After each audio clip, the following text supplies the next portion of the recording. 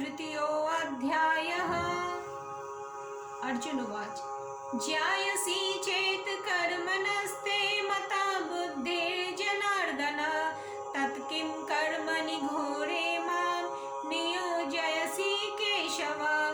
व्यामिश्रेणेव वाक्येन बुद्धिं मोहयसीव मे तदेकं वद निश्चित्य येन श्रेयोऽहमाप्नुयाम्। अर्जुन बोले, हे जनार्दन, अगर आप कर्म से बुद्धि को श्रेष्ठ मानते हैं तो फिर हे केशव मुझे घोर कर्म में क्यों लगाते हैं? आप अपने मिले हुए से वचनों से मेरी बुद्धि को मोहित से कर रहे हैं। अतः आप निश्चय करके उस एक बात को कहिए जिससे मैं कल्याण को प्राप्त हो जाऊं। श्री भगवान उवाच लोकेऽस्मिन्नद्विविधा निष्ठा पुरा प्रोक्ता मया नघ ज्ञानयोगेन सांख्यानां कर्मयोगेन योगिनां। श्री भगवान बोले, हे निष्पाप अर्जुन, इस मनुष्य लोक में दो प्रकार से होने वाली निष्ठा मेरे द्वारा पहले कही गई है। उन ज्ञानियों की निष्ठा ज्ञान योग से और योगियों की निष्ठा कर्म योग से होती है। कर्म योग और ज्ञान योग दोनों लौकिक निष्ठाएं होने से समकक्ष हैं और दोनों का एक ही फल है। यद्यपि कर्म योग में क्रिया की और सांख्य योग में विवेक की मुख्यता है, तथापि फल में दोनों एक है। पूर्व पक्ष, यहाँ भक्ति योग निष्ठा की बात नहीं कही गई है। इससे सिद्ध हुआ कि कर्म योग और ज्ञान योग ये दोनों ही साधन मान्य हैं। उत्तर पक्ष, ऐसा नहीं है। कर्म योग और ज्ञान योग दोनों साधकों की अपनी निष्ठाएं हैं, पर भक्ति योग साधक की अपनी निष्ठा न होकर भगवान निष्ठा है। भक्ति योग में साधक भगवान पर निर्भर रहता है। कर्म योग और ज्ञान योग दोनों लौकिक निष्ठाएं हैं। कर्म योग में जगत की और ज्ञान योग में जीव की मुख्यता है। जगत और जीव दोनों लौकिक हैं, क्योंकि जगत और जीव ये दोनों विभाग हमारे जानने में आते हैं। भगवान जानने में नहीं आते।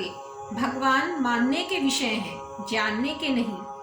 परंतु भक्ति योग अलौकिक निष्ठा है, क्योंकि इसमें भगवान की मुख्यता है, जो जगत और जीव दोनों से उत्तम है। उत्तमा पुरुषस्त्वन्या परमात्मेत्युदाहृत न कर्मणामनारम्भान् नैष्कर्म्यं पुरुषोऽश्नुते न च संन्यासनादेव सिद्धिं समाधिगच्छति। मनुष्य न तो कर्मों का आरंभ किए बिना निष्कर्मता का अनुभव करता है और न कर्मों के त्याग मात्र से सिद्धि को ही प्राप्त होता है। जब तक साधक में क्रिया का वेग रहता है, तब तक साधक के लिए निष्काम भाव पूर्वक केवल दूसरों के लिए कर्म करना आवश्यक है। दूसरों के हित के लिए कर्म करने से क्रिया का वेग शांत हो जाता है और सभी कर्म अकर्म हो जाते हैं, अर्थात बांधने वाले नहीं रहते। केवल कर्मों का स्वरूप से त्याग करने पर क्रिया का वेग शांत नहीं होता। क्रिया का वेग शांत हुए बिना प्रकृति से संबंध विच्छेद नहीं होता। प्रकृति से संबंध विच्छेद हुए बिना सिद्धि की प्राप्ति नहीं होती। न हि कश्चित् क्षणमपि जातु तिष्ठत्य कर्म कृत कार्यते ह्यवश कर्म सर्व प्रकृति जड़गुणे। कोई भी मनुष्य किसी भी अवस्था में क्षण मात्र भी कर्म किए बिना नहीं रह सकता, क्योंकि प्रकृति के परवश हुए सब प्राणियों से प्रकृतिजन्य गुण कर्म करवा ही लेते हैं। प्रकृति का विभाग अलग है और स्वरूप का विभाग अलग है। क्रिया मात्र प्रकृति विभाग में है, स्वरूप अक्रिय है। प्रकृति में श्रम है और स्वरूप में विश्राम है। अतः जब तक प्रकृति के साथ संबंध है, तब तक मनुष्य किसी भी अवस्था में क्षण मात्र भी कर्म किए बिना नहीं रह सकता। कर्मेन्द्रियाणि संयम्य यस्ते मनसा स्मरन् इंद्रियार्थान् विमूढात्मा मिथ्याचार सोच्यते। जो कर्मेंद्रियों को हठ पूर्वक रोककर मन से इंद्रियों के विषयों का चिंतन करते हुए बैठता है, वह मूढ़ बुद्धि वाला मनुष्य मिथ्याचारी अर्थात मिथ्या आचरण करने वाला कहा जाता है। दूसरे अध्याय में भगवान कह चुके हैं कि विषयों का चिंतन करने वाले मनुष्य का पतन हो जाता है। यहाँ लोगों को दिखाने के लिए बाहर से स्थिर होकर बैठने वाले तथा मन से विषयों का चिंतन करने वाले मनुष्य को मिथ्याचारी कहा गया है। वास्तव में भोग बुद्धि से भोग भोगने और मन से उसका चिंतन करने में कोई अंतर नहीं है। दोनों का अंतःकरण पर समान प्रभाव पड़ता है। एक दृष्टि से मन से भोगों का चिंतन करने से साधक का विशेष पतन होता है, क्योंकि जिन भोगों की प्राप्ति नहीं होती या जिन भोगों को वह लोक मर्यादा से भोग नहीं पाता अथवा जिन भोगों को भोगने में वह असमर्थ होता है, उनको भी वह मन से भोग सकता है। यस्त्वेन्द्रियाणि मनसा नियम्यारभतेऽर्जुन कर्मेन्द्रिय कर्मयोग मसक्ता स विशिष्यते। परंतु हे अर्जुन, जो मनुष्य मन से इंद्रियों पर नियंत्रण करके आसक्ति रहित होकर निष्काम भाव से कर्मेंद्रियों के द्वारा कर्मयोग का आचरण करता है, वही श्रेष्ठ है। फलेच्छा और आसक्ति का त्याग करके दूसरों के लिए कर्म करने वाला कर्मयोगी ज्ञान योगी से भी श्रेष्ठ है। आगे 5वें अध्याय में भी भगवान कर्मयोग को ज्ञान योग से श्रेष्ठ बताएंगे। नियतं कुरु कर्मत्वं कर्म ज्यायो ह्यकर्मणः शरीर यात्रापि च तेन प्रसिद्धेद कर्मणः। तू शास्त्र विधि से नियत किए हुए कर्तव्य कर्म कर, क्योंकि कर्म न करने की अपेक्षा कर्म करना श्रेष्ठ है तथा कर्म न करने से तेरा शरीर निर्वाह भी सिद्ध नहीं होगा। यज्ञार्थात् कर्मणोऽन्यत्र लोकोऽयं कर्म बन्धनः तदर्थं कर्म कौन्तेय मुक्तसंगः समाचर।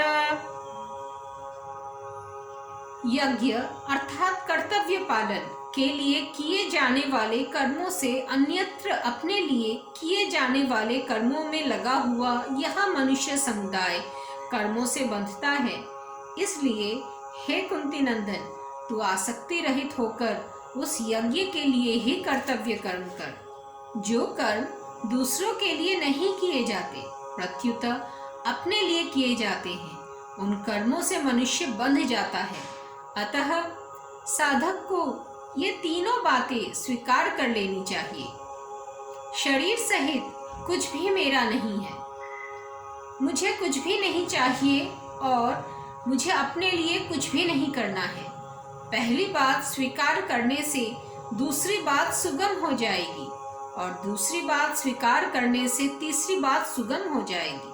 सह यज्ञा प्रजा सृष्ट्वा पुरोवाच प्रजापति अनेन प्रसविष्यध्वा मेषवोस्त्विष्ट कामधुक् देवान् भावयतानेन ते देवा भावयन्तु वा परस्परं भावयन्तः श्रेय परम वाप्स्यथ।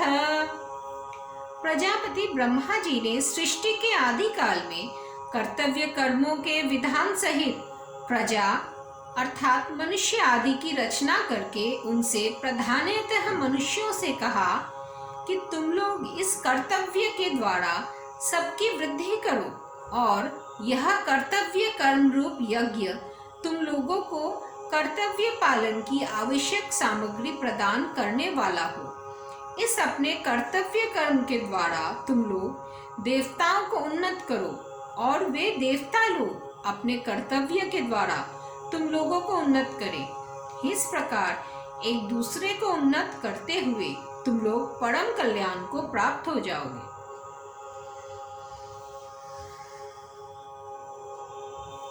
अपने कर्तव्य का पालन करने से अर्थात दूसरों के लिए निष्काम भाव से कर्म करने से अपना तथा प्राणी मात्र का हित होता है, परंतु अपने कर्तव्य का पालन न करने से अपना तथा प्राणी मात्र का अहित होता है।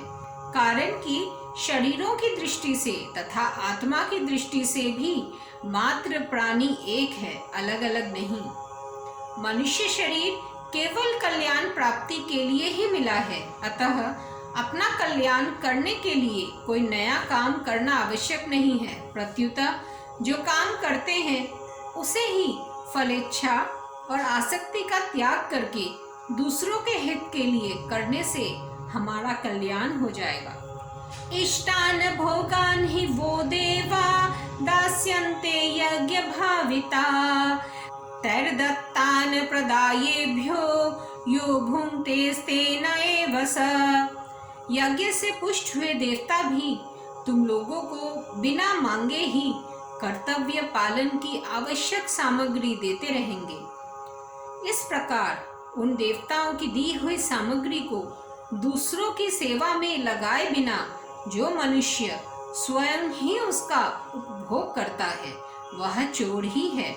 शरीर पांच भौतिक सृष्टि मात्र का एक क्षुद्रतम अंश है, अतः स्थूल, सूक्ष्म और कारण तीनों शरीर संसार के तथा संसार के लिए ही हैं।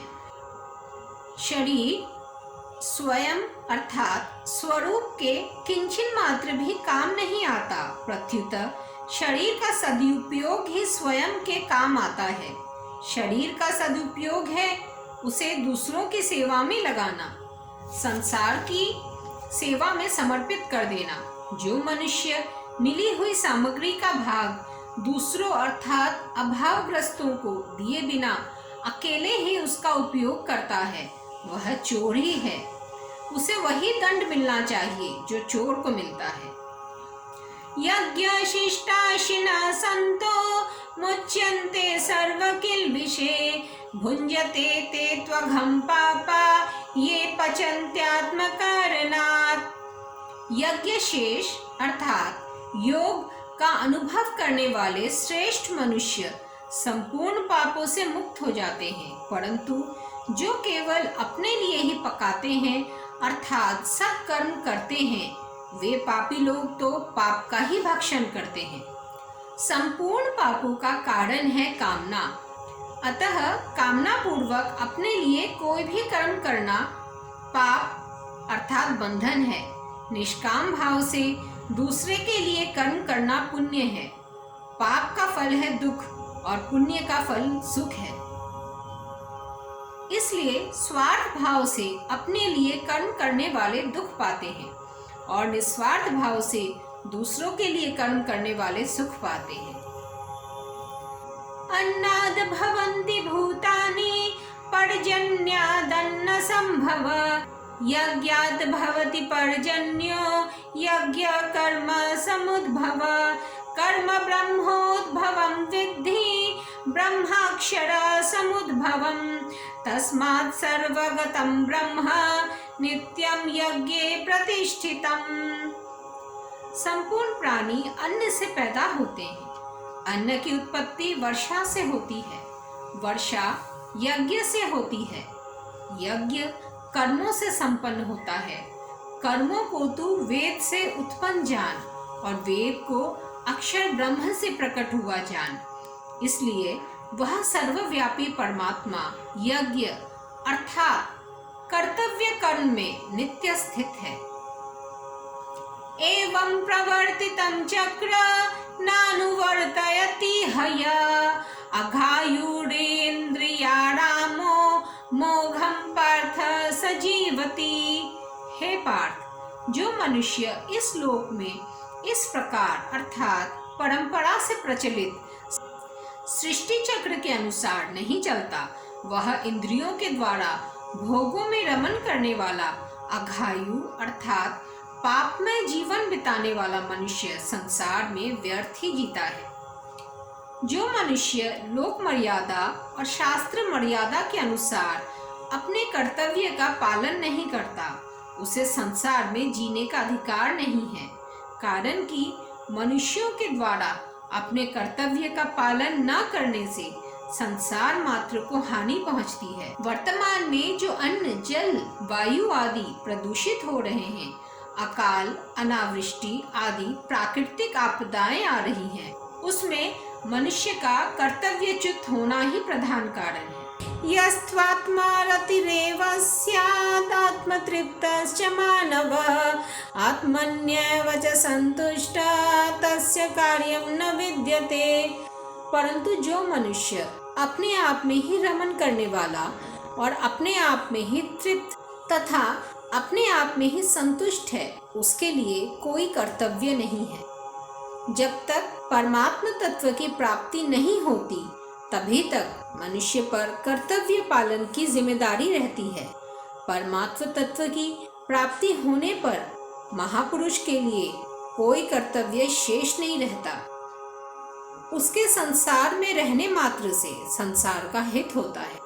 नैव तस्य कृतेनार्थो न कृतेनेह कश्चन न चास्य सर्वभूतेषु कश्चिदर्थ व्यपाश्रय। उस कर्मयोग से सिद्ध हुए महापुरुष का इस संसार में न तो कर्म करने से कोई प्रयोजन रहता है और न कर्म न करने से ही कोई प्रयोजन रहता है, तथा संपूर्ण प्राणियों में किसी भी प्राणी के साथ इसका किंचन मात्र भी स्वार्थ का संबंध नहीं रहता। जैसे करना प्रकृति के संबंध से है, ऐसे ही न करना भी प्रकृति के संबंध से है। करना और न करना दोनों सापेक्ष है, परंतु तत्व निरपेक्ष है। इसलिए तत्व अर्थात चिन्मय सत्ता मात्र का न तो करने के साथ संबंध है और न नहीं करने के साथ संबंध है।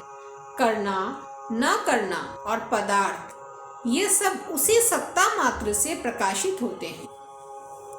कर्म योग से सिद्ध हुए महापुरुष में करने का राग तथा पाने की इच्छा सर्वथा नहीं रहती। इसलिए उसका न तो कुछ करने से मतलब रहता है और न कुछ नहीं करने से मतलब रहता है, और न उसका किसी भी प्राणी पदार्थ में कुछ पाने से ही मतलब रहता है। तात्पर्य है कि उसका प्रकृति विभाग से सर्वथा संबंध नहीं रहता। तस्मादसक्तः सततं कार्यं कर्म समाचर असक्तो ह्यचरन् कर्म परमाप्नोति पुरुष।